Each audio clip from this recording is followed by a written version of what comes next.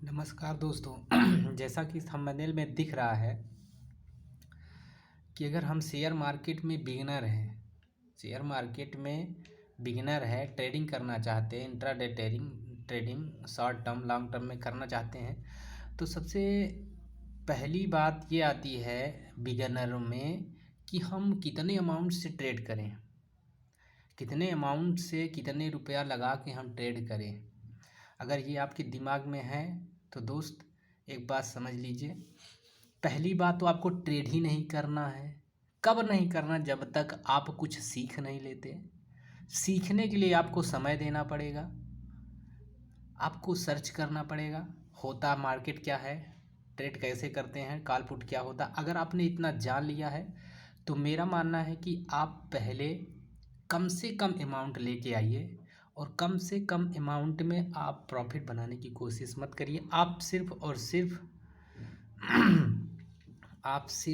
सिर्फ सीखने के उद्देश्य से आइए। और सीखने के उद्देश्य में कम से कम आप जो अगर मान लीजिए इंट्रा ट्रेडिंग कर रहे हैं, आप इंट्रा ट्रेडिंग की हम बात कर रहे हैं, अगर इंट्रा डे करना चाहते हैं तो इंट्रा डे में अगर आप ट्रेडिंग करना चाहते हैं तो कम से कम 2000 रुपया कम से कम आप रखिए अपने पास, तब आप ट्रेडिंग के बारे में सोचिए। 2000 रुपया रखने के बाद आप क्या करेंगे? आप सिर्फ सीखेंगे, पैसा नहीं कमाएंगे मेरे मालिक। अब आप सीखना ज़रूरी है। प्रोसेस पे ध्यान दीजिए, रिजल्ट पे मत ध्यान दीजिए। प्रोसेस पे ध्यान देंगे, प्रॉफिट बनाएंगे।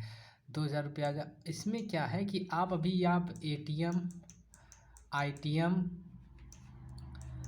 आईटीएम और ओटीएम के बारे में नहीं जानते हैं।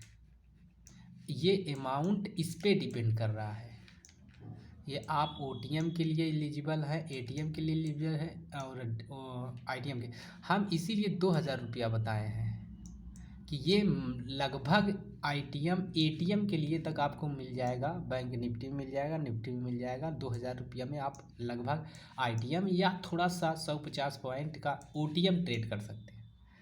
उसके लिए हमने ये अमाउंट आपको दिया है। अगर बिगिनर हैं तो आप कम से कम 2000 रुपया आइए लगाइए और उसमें आप ओटीएम ट्राई करिए। बहुत दूर का नहीं, 100 या 50 पॉइंट का प्रीमियम चूज करिए। मतलब कि एटीएम से 150 पॉइंट का अप या डाउन ट्रेड करिए, जितने में आपको 2000 रुपया आप इन्वेस्ट कर सकें। सिर्फ सीखने के बेस से आ रहे हैं। अगर आप 2000 रुपया लगा रहे हैं, आप अपने खाते में रखिए ना रखिए, लेकिन 2000 रुपये का हम ये बता रहे हैं, कम से कम आप 2000 रुपये से सीखिए। अगर 500 से आप सीखेंगे तो वो सीखेंगे नहीं, आपको वो कॉन्फिडेंस नहीं आएगा। एटीएम नहीं गया, आप ओटीएम जाएंगे, ओटीएम में अक्सर आपको लॉस ही होगा।